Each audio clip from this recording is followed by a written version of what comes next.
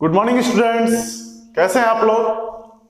बहुत बढ़िया होंगे, आई होप सो।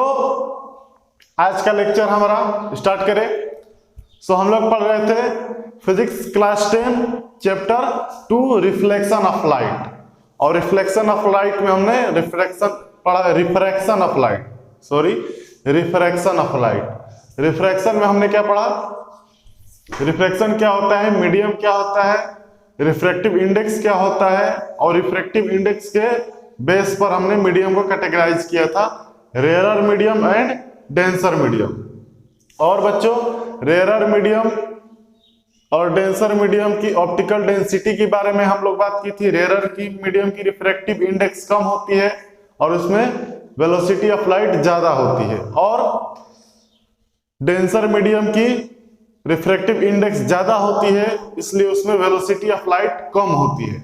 इन सब चीजों को हमने डिस्कस किया था। और बेंडिंग ऑफ लाइट भी हमने देखा था कि लाइट बेंड करती है। तो लाइट बेंड करती थी, उसके लिए दो केसेस हमने बना रखे थे। पहला, when light ray travels from rarer medium to denser medium, rarer से डेंसर में जाएगी तो क्या होगा बच्चों? It bends toward the normal, normal की ओर मुड़ जाती है। ओके। एंड दूसरा हमारा था When light ray travel from denser medium to rarer medium, denser से रेयर में जाएगी तो क्या होगा? तो इसमें बच्चों लाइट क्या करती थी? Bent away from the normal, normal से दूर भागती थी, याद है? चलिए, तो आज उसी लेक्चर को हम कंटिन्यू करेंगे। ये है लेक्चर 4 नंबर चैप्टर 2 का, जिसमें हम लोग पढ़ लेंगे दो ऐसे कंडीशन जिसमें लाइट बेंट नहीं करती है। क्या होता है? लाइट बेंट नहीं करती है। एक कंडीशन ऐसा जिसमें मीडियम चेंज होने पे भी बेंट नहीं करेंगी, या फिर दोनों मीडियम चेंज हो जाए तो भी बेंट नहीं करेंगी। दोनों कंडीशन ऐसा आएगा। क्यों, कैसा होगा उसको हम लोग थोड़ा देखेंगे। पिछला लेक्चर समझ में आया होगा, ऐसा आशा करता हूं। तो बेंटिंग ऑफ लाइट पढ़ रहे थे, जिसमें हमने दो केस बना रखे थे। अब हमारा है ऐसे दो कंडीशन पढ़ेंगे जब मीडियम चेंज होने पर भी लाइट का जो डायरेक्शन होता है और उसका स्पीड जो होता है वो चेंज नहीं होता है। तो पहला कंडीशन लिखेंगे हम लोग, कंडीशन फर्स्ट, जिसमें लाइट क्या करेगी? बेंट नहीं करेगी। तो पहला कंडीशन है बच्चों, when light ray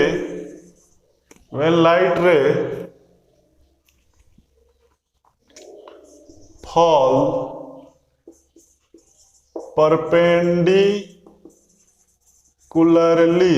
perpendicularly on refracting surface। जब लाइट रे क्या होती है? रिफ्रैक्टिंग सरफेस के ऊपर, ये बच्चों हमारा क्या था? Refracting surface, refracting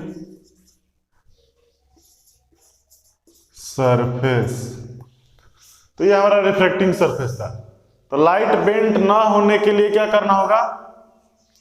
light incident ray को इसके ऊपर परपेंडिकुलर लाना होगा, यानी इस तरह से आपको लाना होगा। ये हमारा incident ray, point of incident के ऊपर जो नॉर्मल ड्रॉ किया जाता है, ठीक उसी के ऊपर इंसिडेंट रे आएगी। इंसिडेंट रे क्या हुआ? तो इसमें परपेंडिकुलर आई है, जिस नॉर्मल से एंगल बनाती थी उस नॉर्मल से इस बार ये एंगल बनाई है, लेकिन 0 डिग्री बनाई है, यानी नॉर्मल के ऊपर ही ट्रेवल करके आई है, तो परपेंडिकुलर आई है। तो ऐसे केस में हो बच्चों नो डेविएशन। तुम करके देखना, पानी भर लेना और उसमें लाइट ऐसे लेकर जाना, लाइट से थोड़ा कम समय, पानी बाल्टी में भर लेना और उसमें एक स्टिक ले लेना, स्टिक, डंडा। स्टिक को क्या करना? डंडे को पानी के अंदर डुबो देना। अब उसको पूरा सीधा डुबाओगे पूरा सीधा अंदर की ओर डुबाओगे बच्चों, तो वो तुमको मुड़ता हुआ नजर नहीं आएगा। भले ही अंदर की ओर उसका हाइट थोड़ा छोटा नजर आएगा, वो कारण हम बताएंगे क्यों छोटा आता है, तुमको मुड़ता हुआ नजर नहीं आएगा। लेकिन जैसे ही थोड़ा सा बेंट करोगे तो लगता है कि स्टिक टूटा हुआ है। क्या हुआ है? टूटा हुआ है, बेंट किया हुआ होता है, मुड़ गया होता है। अब जब उस स्टिक को बाहर निकालोगे तो क्या सच में टूटा होता है? नहीं। लेकिन जैसे ही उसको कुछ एंगल पे डुबाओगे तो तुमको टूटा हुआ नजर आएगा, मतलब बेंट किया हुआ नजर आएगा। तो लाइट रे बेंट कर जाती है, और उसी स्टिक को ठीक परपेंडिकुलर पानी के अंदर लेकर जाओगे तो तुमको बेंट नहीं दिखाई देगा, मुड़ा हुआ नहीं दिखाई देगा। हालांकि अंदर का जो लेंथ होगा वो तुमको छोटा दिखाई देगा, छोटा दिखाई देगा। उसका हम कारण बताएंगे क्यों दिखाई देता है छोटा, लेकिन बेंट नहीं दिखाई देगा, तुमको मुड़ा नहीं दिखाई देगा। तो यानी परपेंडिकुलर लाने पर कोई बेंडिंग नहीं होती है। लाइट जिस तरह से आ रही थी, लाइट जिस तरह से आ रही थी उसी तरह से वापस नहीं, उसी में अंदर प्रवेश कर जाएगी बिना रिफ्रैक्शन के। ये हमारा हो गया। अब इसको रिफ्रैक्टेड रे बोलना भी उचित नहीं होगा, रिफ्रैक्ट तो की नहीं, समझ में आया ना। इसको रिफ्रैक्टेड रे बोलना उचित नहीं होगा, क्योंकि रिफ्रैक्शन तो हुआ ही नहीं। रिफ्रैक्शन का मतलब क्या होता है? रिफ्रैक्शन का मतलब लाइट रे का अपने डायरेक्शन से मुड़ जाना, यानी स्पीड कम हो जानी या कुछ भी और हो जाना। तो यहां तो ऐसा कुछ हुआ नहीं, तो इसको फिर भी लिख देते हैं रिफ्रैक्टेड रे। हालांकि रिफ्लेक्टेड रे नहीं है। इस केस में मान लो ये हमारा μ1 था और ये हमारा μ2 था। μ1 लेस देन μ2 मानकर चल रहे हैं, इसका रिफ्रैक्टिव इंडेक्स कम है, यानी ये रेयरर है, रेयरर मीडियम, और ये हमारा डेंसर मीडियम। तो इस केस में क्या होगा? अब एंगल ऑफ इंसिडेंस कितना बनेगा? तो नॉर्मल भी इसी के ऊपर और इंसिडेंट रे भी इसी के ऊपर, तो दोनों एक ही डायरेक्शन में है, यानी दोनों के बीच में एंगल हो गया 0 डिग्री। कितना हो गया बच्चों? 0 डिग्री। और सुनो, एंगल आर जो है वो भी नॉर्मल के रिफ्रैक्टेड रे जिसको बोल रहे हैं वो भी नॉर्मल के ऊपर और नॉर्मल दोनों के बीच में एंगल 0 डिग्री, यानी इस टाइम जो एंगल आई होगा एंगल आर के बराबर होगा। एंगल आई जो होगा incident angle, angle of incidence और एंगल ऑफ रिफ्रैक्शन दोनों बराबर होंगे, और कितने होंगे? तो 0 डिग्री होंगे। तो देखो ये एक कंडीशन है जिसमें लाइट रे बेंट नहीं करती है।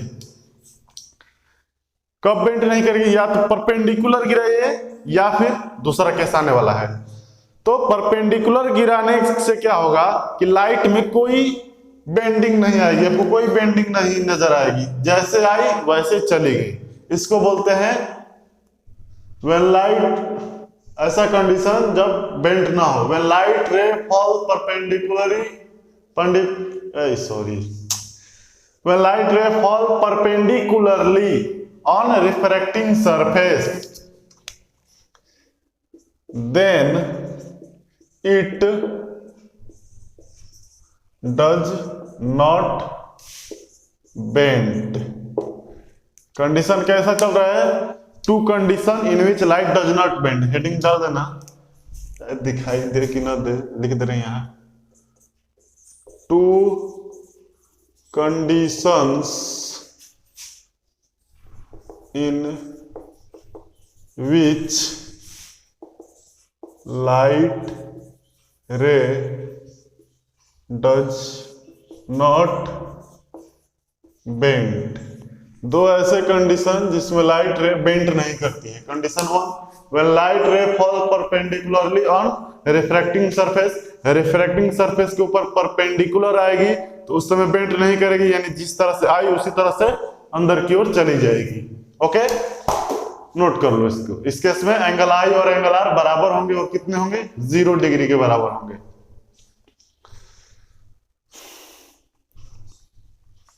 हो गया?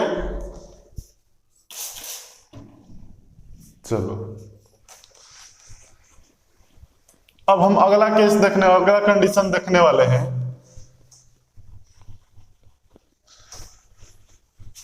जिसमें लाइट रे बेंट नहीं करेगी, वो हमारा कंडीशन होगा कि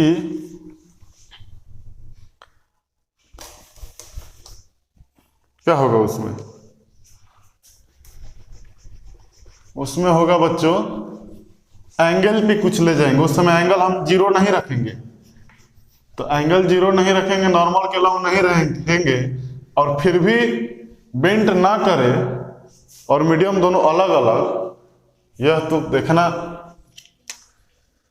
तो देखो कि कंडीशन टू में क्या होगा, इसमें हम क्या करेंगे, दो अलग अलग मीडियम तो लेंगे, लेकिन दोनों अलग अलग मीडियम का रिफ्रैक्टिव इंडेक्स जो है वो सेम रखेंगे।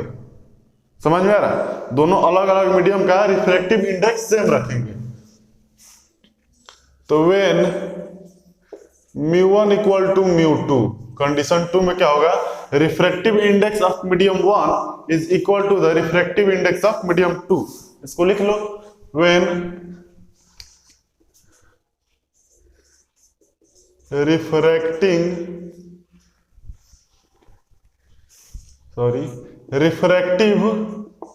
Index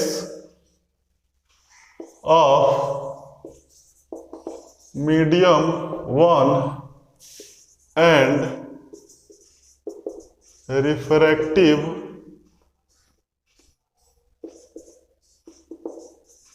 index of medium 2 is equal क्या होंगे, इक्वल होंगे, यानी μ1 जो होगा वो μ2 के बराबर होगा। μ1 जो होगा μ2 के बराबर होगा। तो μ1 इक्वल टू μ2 का मतलब तुम समझ रहे हो कि जो रिफ्रैक्टिव इंडेक्स, मान लो ये मीडियम 1 ऊपर और ये मीडियम 2 नीचे, या फिर इस तरह से देखो, इधर का मीडियम 1 और इधर का मीडियम 2।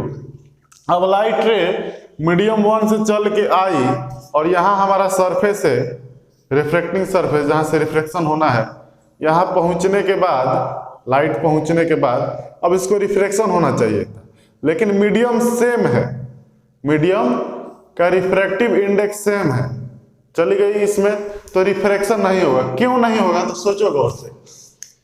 मीडियम का रिफ्रैक्टिव इंडेक्स सेम होना यानी क्या, जैसे एयर का रिफ्रैक्टिव इंडेक्स कितना आता है,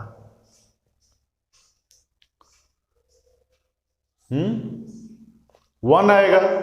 रिलेटिव रिफ्रैक्टिव से निकालो ना, तुमको याद है ना, मीडियम का रिफ्रैक्टिव इंडेक्स अपन C अपन VM। किसी मीडियम का रिफ्रैक्टिव इंडेक्स निकालना होता था तो उसका वेलोसिटी नीचे और ऊपर एयर का, तो तुमको एयर का ही निकालना है, तो ऊपर तो एयर का ही और एयर में ही फिर ले जाना है, तो फिर C, तो 1 आ जाएगा। तो एयर का रिफ्रैक्टिव इंडेक्स 1 आता है, यानी मान लो एयर से चल के और फिर एयर में ही प्रवेश कर गई, बोलो बेसिकली यहाँ क्या होगा, मीडियम चेंज हुआ, नहीं हुआ। तो एयर से चल के एयर में जाएगी तो कोई चेंज नहीं आएगी। या फिर ऐसा कोई मीडियम लेते हैं जिसका रिफ्रैक्टिव इंडेक्स 2 हो, रिफ्रैक्टिव इंडेक्स 2 हो, और कोई दूसरा मीडियम लेते हैं और संयोग से उसका भी रिफ्रैक्टिव इंडेक्स 2 ही हो गया, तो जितना प्रॉपर्टी इसका है मीडियम का और उतना ही प्रॉपर्टी दूसरे मीडियम का भी, तो उस केस में भी जब लाइट रे आएगी तो कोई डेविएशन नहीं होगा। समझ में आ रहा है? यानी मीडियम तो चेंज हो रहा है, रिफ्रैक्टिव इंडेक्स चेंज नहीं हो रहा है। तो रिफ्रैक्टिव इंडेक्स नहीं चेंज हो रहा है, और हमने मीडियम को रिफ्रैक्टिव इंडेक्स के आधार पर ही कैटेगराइज किया था, रेयरर मीडियम, डेंसर मीडियम। और रेयरर से डेंसर में या डेंसर से रेयरर में जाएगी तो बेंट करेगी। अब चूंकि दोनों मीडियम का रिफ्रैक्टिव इंडेक्स सेम है बच्चों, तो यहाँ कौन रेयरर कौन डेंसर, दोनों तो बराबर है, तो जो स्पीड इसमें होगा वही स्पीड अगले में होगा, जो डायरेक्शन इसमें होगा वही डायरेक्शन अगले में होगा। क्लियर? तो इस प्रकार से जब μ1 इक्वल टू μ2 हो जाएंगे बच्चों, तो कोई डेविएशन नहीं होगा। और एक हमारा केस था कि μ1 नॉट इक्वल टू μ2 हो तो परपेंडिकुलर गिराएंगे, वो पहला कंडीशन था।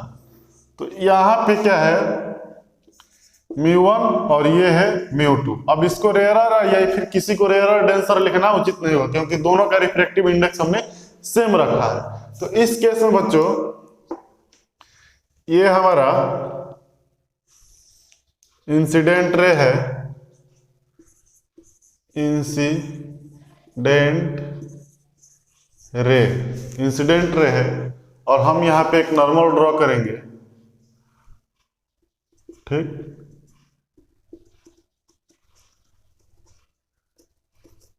ओके, और चूंकि मीडियम सेम है, कोई रिफ्रैक्शन नहीं होना है, तो जैसे लाइट आई वैसे ही चली जाएगी, उसी तरह से निकल जाएगी, ठीक। अब इसको रिफ्रैक्टेड रे लिखो, बुक में लिखा रहता है।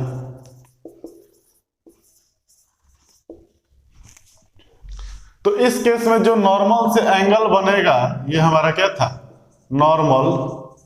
नॉर्मल से जो आई एंगल बनेगा और नॉर्मल से जो आर एंगल बनेगा, वो दोनों बराबर होंगे। एक इस तरह से आया और एक इस तरह से, वर्टिकली अपोजिट एंगल से बराबर होंगे। दो लाइन एक दूसरे को इंटरसेक्ट करती है, तो क्या होता है बच्चों, दो लाइन एक दूसरे को जब इंटरसेक्ट करेंगी तो उनके बीच का एंगल बराबर होता है। उनके बीच का बोल रहे हैं, आमने सामने वाला बराबर होता है, ये बराबर होगा और ये बराबर होगा। तो यहाँ पे इस केस में एंगल आई जो है एंगल आर के बराबर हो जाएगा। कितना होगा तो इंसिडेंट पे डिपेंड करेगा। आप 30 डिग्री पर लाए तो 30 डिग्री, 60 डिग्री पर लाए तो 60 डिग्री, तो जितना आप लाइए उतना एंगल रिफ्लेक्टेड एंगल भी होगा, ठीक है। तो इसको नोट कीजिए।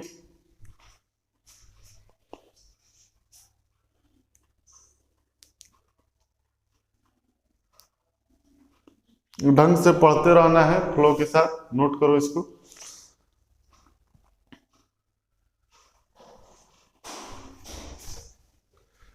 अब सुनो एक चीज, लाइट को हम पार्टिकल नेचर मान के चल रहे हैं। क्या पार्टिकल नेचर?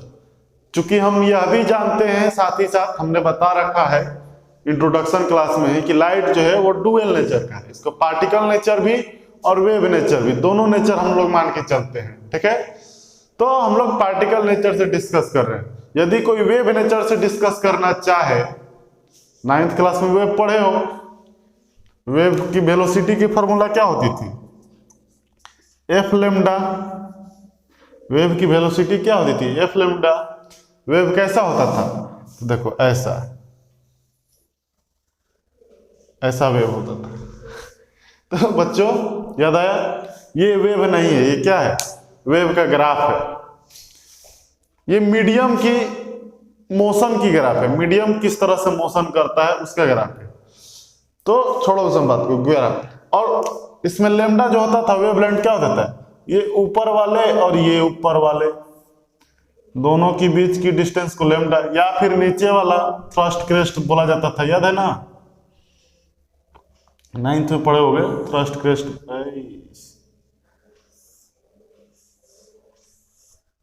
ये नीचे वाला दोनों के बीच में लेमडा। तो ये इसको बोलते थे वेव लेंथ, वेव की लेंथ कितनी है। या फिर तुम देखो यहां से ऊपर से नीचे उतरते समय आधा उतरे तो इस पॉइंट को, और फिर ऊपर से नीचे उतरते समय आधा उतरे इस पॉइंट को, इसको भी लेमडा बोलेंगे। ये तीनों बराबर, ये कहीं भी जब साइकिल कंप्लीट हो रही है तो उसको लेमडा हम लोग कर सकते हैं, कहीं से भी कहीं। यहां से चढ़ते समय आधा और फिर उतरते समय फिर चढ़ते समय आधा, इसको लेमडा बोल देंगे। तो ये वेवलेंथ होता था वेव का। और फ्रीक्वेंसी, तो फ्रीक्वेंसी क्या होती थी, 1/टाइम पीरियड। नहीं याद है, कुछ नहीं याद है तो सुनो। तो वेव को मतलब ये पार्टिकल जो मोशन करता है ऊपर नीचे ऐसे ऐसे, एक चक्कर मतलब जाओ आओ फिर जाने के लिए मूड बनाओ, तो उसको एक चक्कर बोलते थे।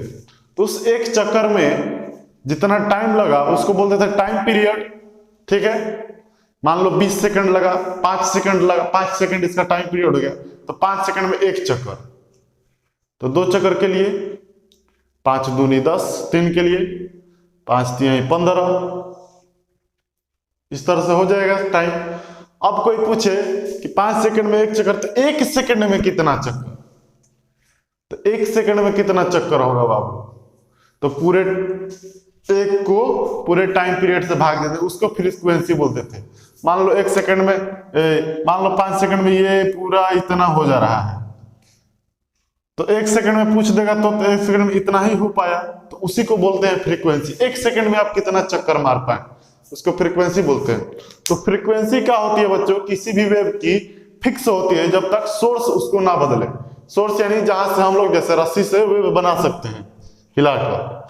तो यदि हम 1 सेकंड में 5 बार इसको साइकिल कंप्लीट करा रहे हैं, तो हर एक जगह पे आप देखिएगा तो 1 सेकंड में 5 बार साइकिल कंप्लीट होगी, चाहे आप मीडियम बदल दीजिए या वहीं रहने दीजिए। मतलब फ्रीक्वेंसी जो है इसका सोर्स चार्ज पे डिपेंड करता है। यदि सोर्स चार्ज बोल रहे हैं, सॉरी, सोर्स लाइट पे डिपेंड करता है। यदि सोर्स ना बदले इसको तो ये फिक्स रहता है।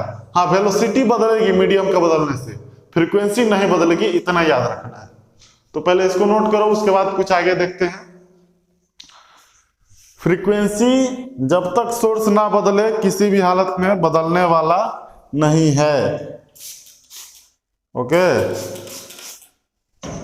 Okay, V equal to F lambda याद रखना। इसको सर यहां क्यों बताएं, इसका क्या जरूरत था, बुक में तो है भी नहीं। तो देखो बुक में बहुत कुछ नहीं है, पर नॉलेज के लिए तुमको जानना बहुत जरूरी है, for the knowledge point of view.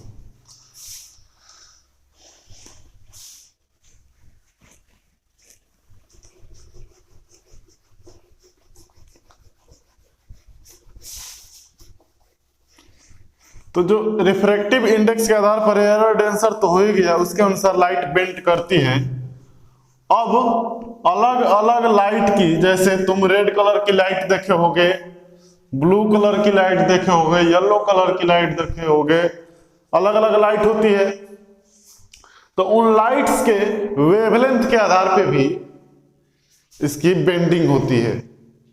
Wavelength के आधार पे, जिसकी वेवलेंथ ज्यादा, जिसकी वेवलेंथ कम, इस प्रकार से उसकी बेंडिंग होती है। तो उस प्रकार हम देखेंगे। तो बेंडिंग क्यों होती है, तो बेंडिंग तो एक होता है मीडियम के बदलने के कारण, मीडियम बदल गया, रिफ्रैक्टिव इंडेक्स बदल गया, तो उसका बेंडिंग हो जाना है। दूसरा, जो लाइट आ रही है इंसिडेंट रे, उसके वेवलेंथ पे भी डिपेंड करता है कि वेवलेंथ कितना है। अब देखो ना, तुम प्रिज्म देखते हो ना, प्रिज्म में क्या होता है, प्रिज्म में तुम देखते होगे, बुक में फोटो वोटो दिया होगा या फिर कहीं पढ़े भी होगे तो देखे होगे कि जब व्हाइट लाइट आती है तो 7 रंगों में डिवाइड हो जाती है। तो ऐसा क्यों होता है, 7 में क्यों हो गई, तो 7 से बनी है वो अच्छी बात है, जानते हो, ठीक है। तो देखो 7 रंग जैसे रेड, ब्लू, ग्रीन, येलो, विवगियोर याद है नीचे से, वायलेट, इंडिगो, ऑरेंज, ब्लू, इस तरह के है। विवगियोर याद करो, VIVGIOUR, विवगियोर।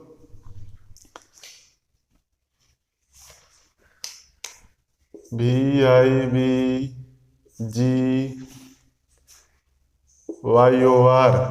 Red, orange, yellow, yes. 3 3 6 3 7। तो इस 7 का क्या होता है, अलग अलग वेवलेंथ होता है। क्या होता है, अलग अलग वेवलेंथ होता है, पढ़ोगे। इसलिए सब अपने अपने वेवलेंथ के अनुसार मुड़ती है। जिसका वेवलेंथ सबसे ज्यादा वो कम मुड़ती है, जिसका वेवलेंथ सबसे ज्यादा वो कम मुड़ती है। तो देखते हो रेड लाइट सबसे ऊपर आती है, वो कम मुड़ती है। उसके बाद ऑरेंज थोड़ा और मुड़ती है, येलो थोड़ा और सबसे नीचे वायलेट, वो सबसे ज्यादा मुड़ती है। तो ये वेवलेंथ पे डिपेंड करती है। तो उस तरह का न्यूमेरिकल अगर आ जाए तुम्हारे सामने, तो उसके लिए भी प्रिपेयर हो रहना है हमको। तो लिख लो एक नोट्स देकर, NOTE, नोट, याद रखने योग्य बातें कि बेंडिंग ऑफ लाइट रे डिपेंड्स ऑन, किस पे डिपेंड करता है, नेचर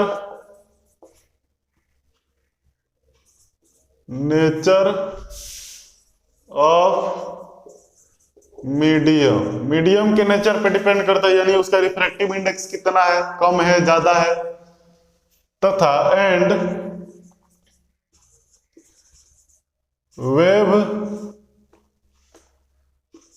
वेवलेंथ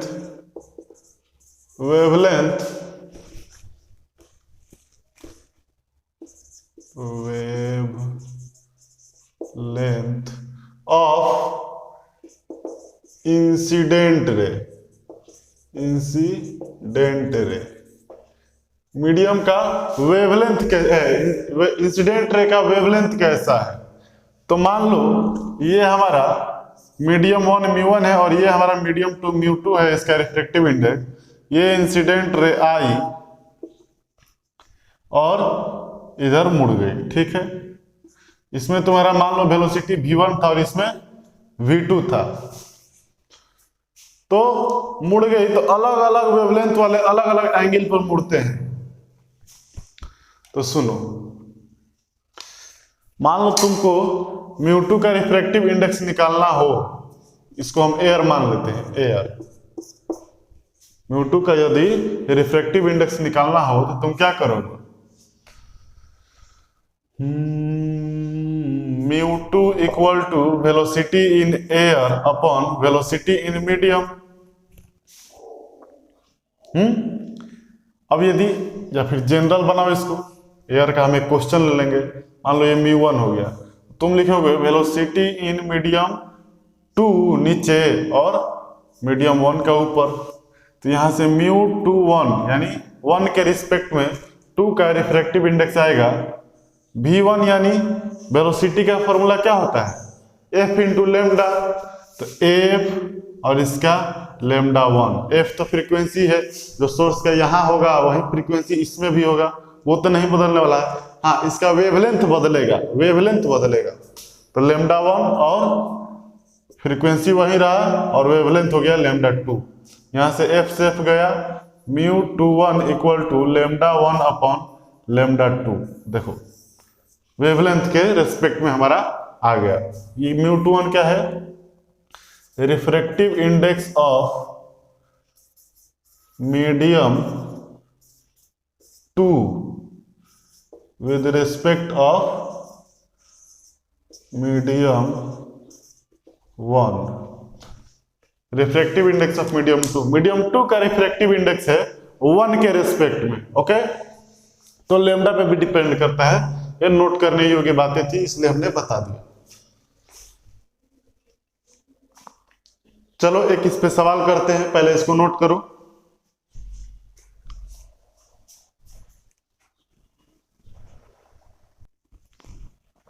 तो ये यहां पे एक क्वेश्चन हमने दे रखा है, the wavelength of light in air is 4800 angstrom.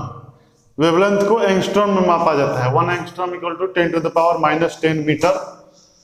तो उसको छोड़ो यूनिट को, पहले wavelength of light in air, air में वेवलेंथ लाइट की कितनी है, तो 48 एंगस्ट्रॉम। मान लो एक हमारा मीडियम है एयर और एक हमारा इधर डायमंड है, हीरा है। तो सुनो, refractive index of diamond is 2.4। Find the wavelength of light in diamond. Light की वेवलेंथ निकालनी है डायमंड में, एयर में दे रखा है 4800 एंगस्ट्रॉम, तुमको हीरे के अंदर इसका वेवलेंथ निकालना है। तो ट्राई करो।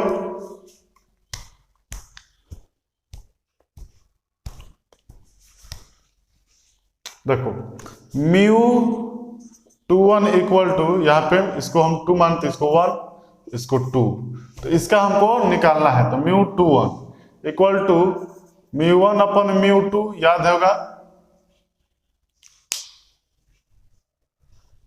हटाओ डिस्टर्ब हो जाओगे।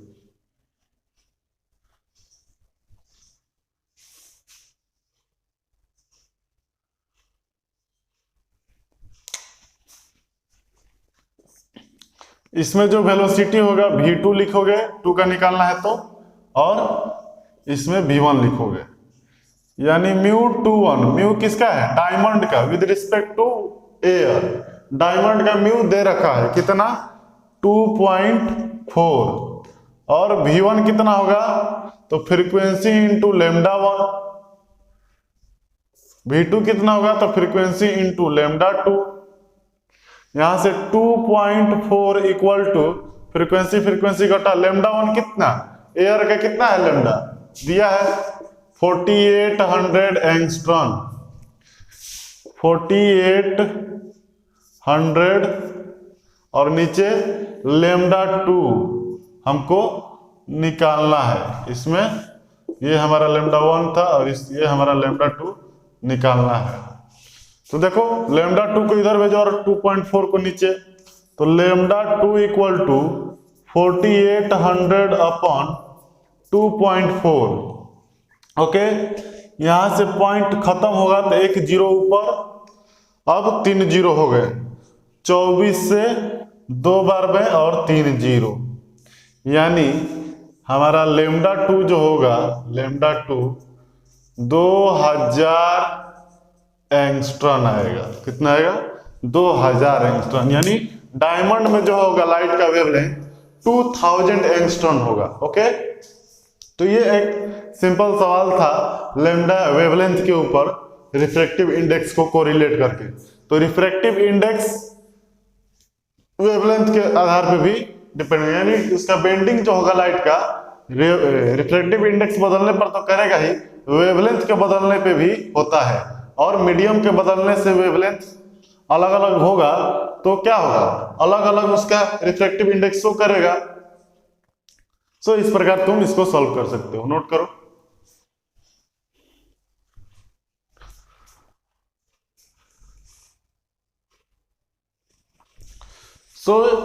यहां पे हमने देखा कि वेवलेंथ पे भी लाइट डिपेंड करती है, इंसिडेंट रे और रिफ्रैक्टेड रे डिपेंड करती है।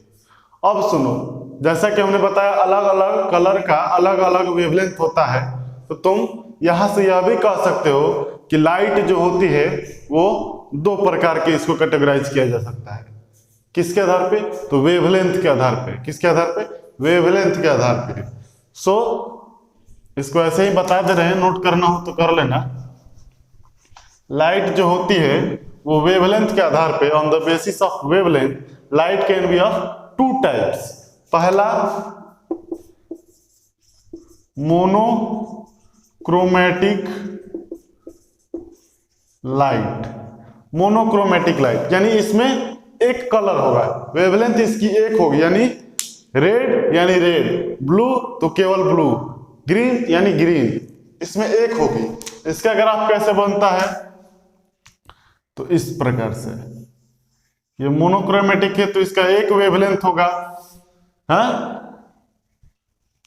मतलब मोनोक्रोमैटिक लाइट किसको बोलते हैं, a light which has only one wavelength and one colour, इसका एक ही कलर भी होगा, अलग अलग कलर नहीं होंगे। दूसरा होता है पॉलीक्रोमैटिक, पॉलीक्रोमैटिक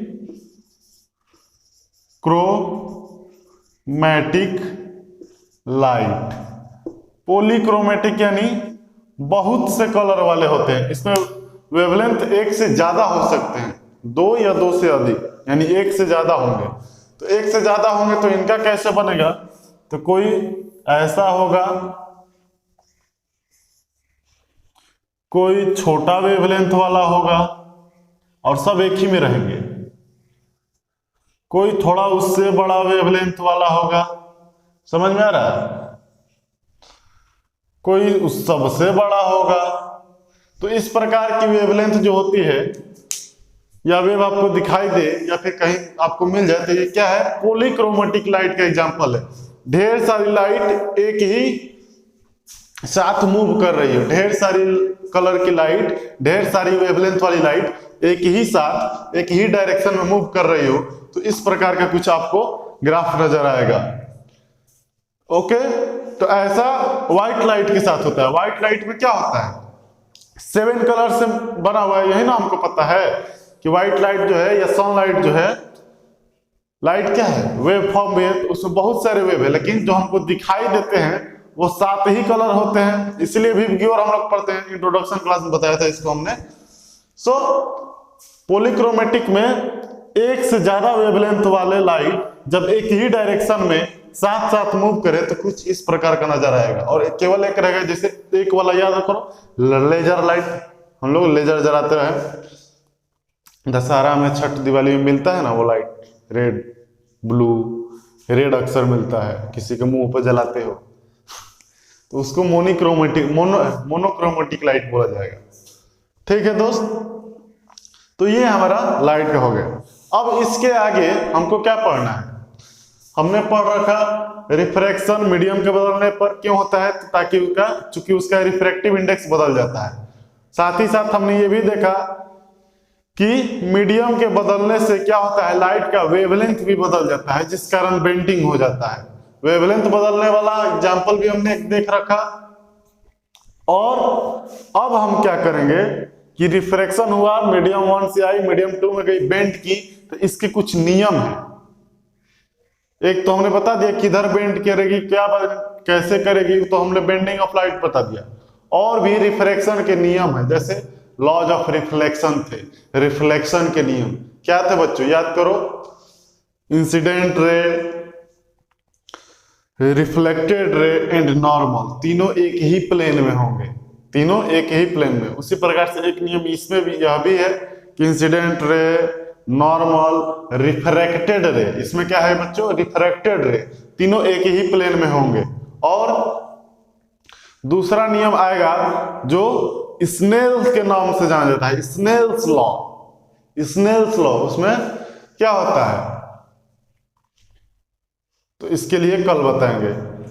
स्नेल्स लॉ में देखो क्या होता है, μ1 sin theta equal to μ2 sin theta 2, मतलब या फिर उसको sin theta 1 upon sin theta 2 equal to constant आता है, म्यू आता है, उसको स्नेल्स लॉ बोलते हैं। तो इसको इन डिटेल हम लोग कल अगले लेक्चर में इसको देखेंगे। आज के लिए इतना ही, और तुम रिवीजन पे ध्यान दो, पढ़ाई पर ध्यान दो, बाकी सब मेरे ऊपर छोड़ दो, कोई दिक्कत नहीं आएगी। फिजिक्स को हम अच्छी तरह से लेकर चल रहे हैं फ्लो में, और तुम्हारा सिलेबस कंप्लीट करने की कोई डर मत रखना अंदर कि डर रहे हैं कंप्लीट हो पाएगा कि नहीं हो पाएगा, पूरा हो जाएगा, कोई टेंशन नहीं लेना है, वो मेरी जिम्मेवारी है। तुम बस मन लगा के पढ़ो और कुछ नहीं। All the best.